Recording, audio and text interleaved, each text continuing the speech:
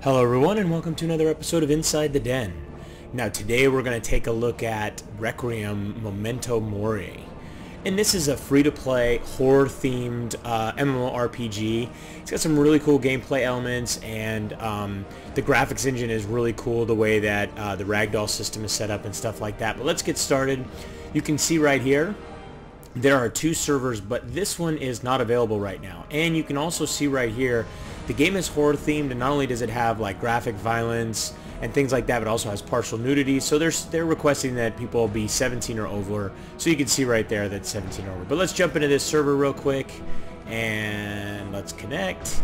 So there we go. And maybe take a second to load up. I don't know. There we go. So we're going to go in and create our first character. So you can see you go into the character creation portion and it starts you out. You're kind of like almost like this. It almost looks like you're dead on a slab, you know, like in a morgue or something. We've got a few races to choose from. We start, here's the Turan, then you've got the Bartuk, and then you've got the Cruxina.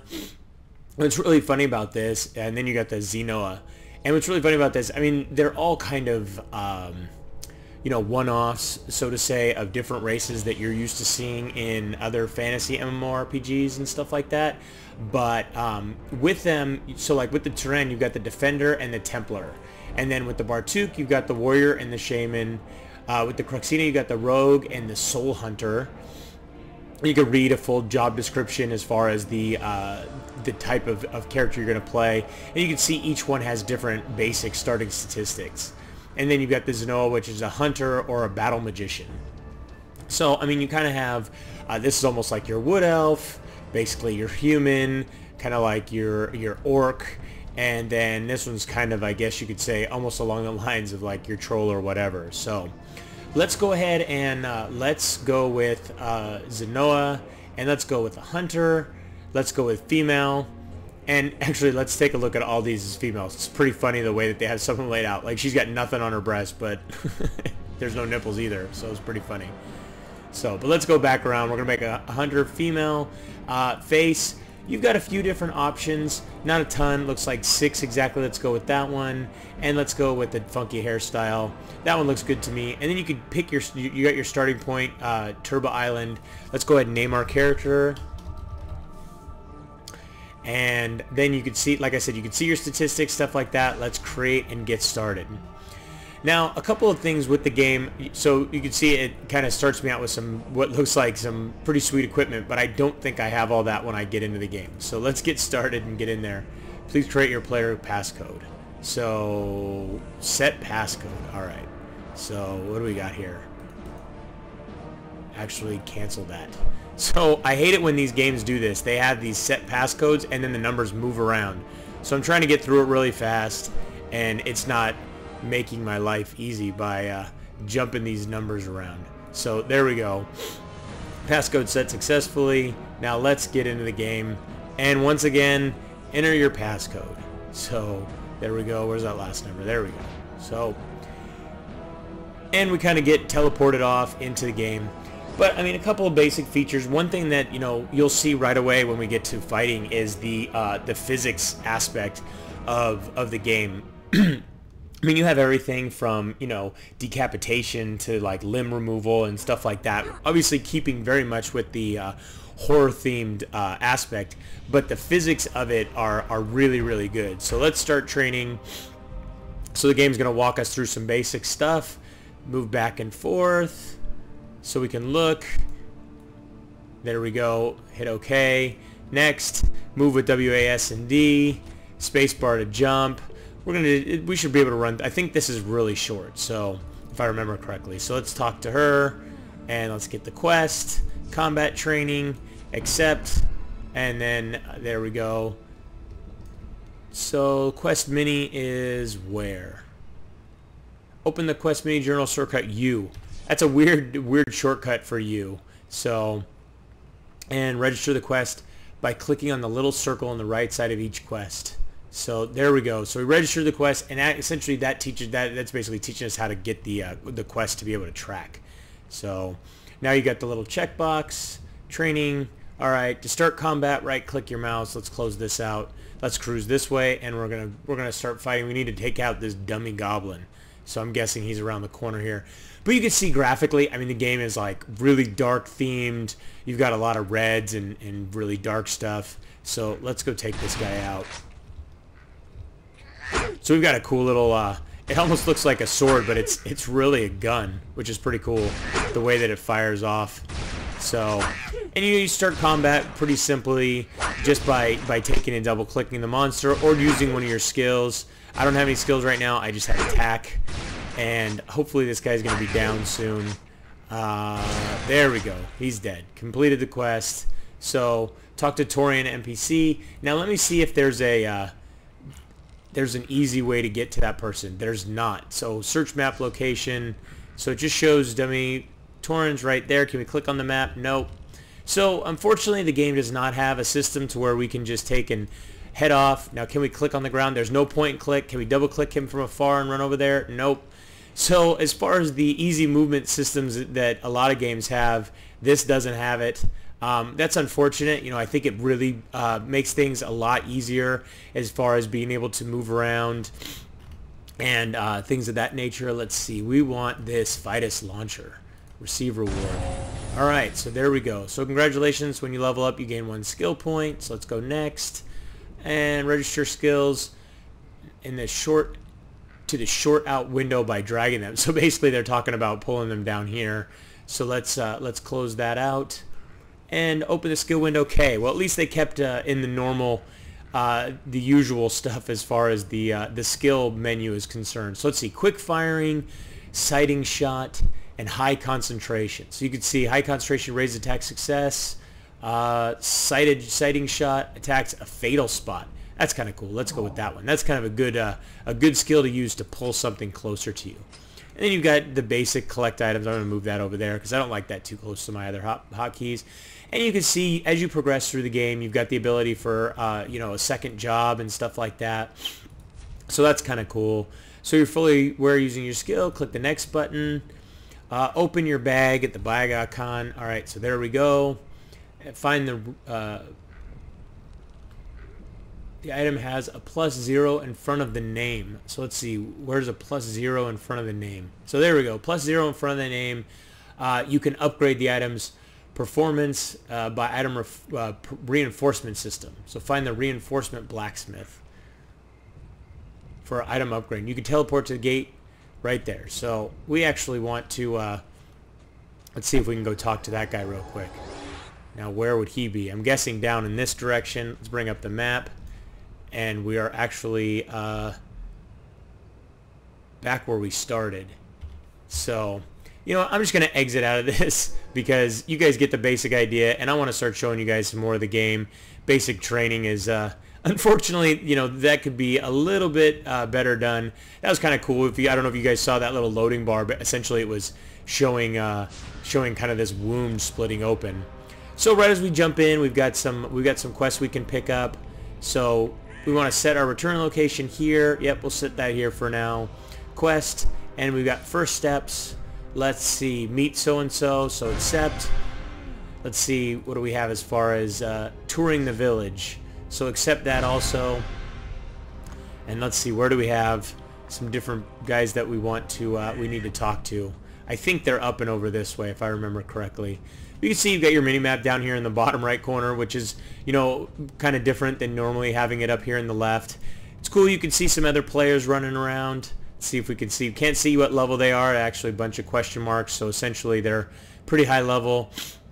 Let's cruise over here. You can see also graphically, you can see really far in the distance.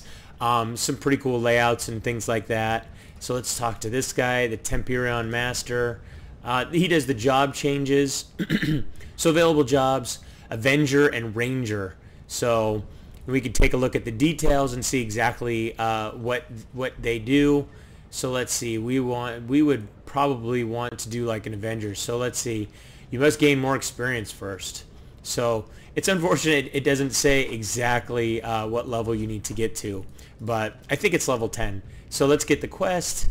Temperion Way. Let's accept that. Let's just start picking up all kinds of quests here. And what else do we have here? Quest. First step reward, receive reward, there we go. And he's got another quest for us. So this guy's just loaded with quests. Except we're turning in a bunch. You can see down at the very bottom our blue hot bar is, or our blue bar is filling up for experience. Let's cruise around and see what else is around here in the town. Let's see what we can see down here. So I mean, it's kind of cool. This is kind of like a wasteland town. You got a little transporter here that helps you get around pretty quick, I'm guessing. So, oh no, this is actually your mailbox. Really, is it transponder? No, it's transporter. I don't know why they call a mailbox a transporter. I can understand, you know, like you could even come up with a cool name like corresponder or something like that. But I'm not sure why they would call that exactly a a transporter. But it looks like, you know what, we do have a quest to go out and kill some stuff.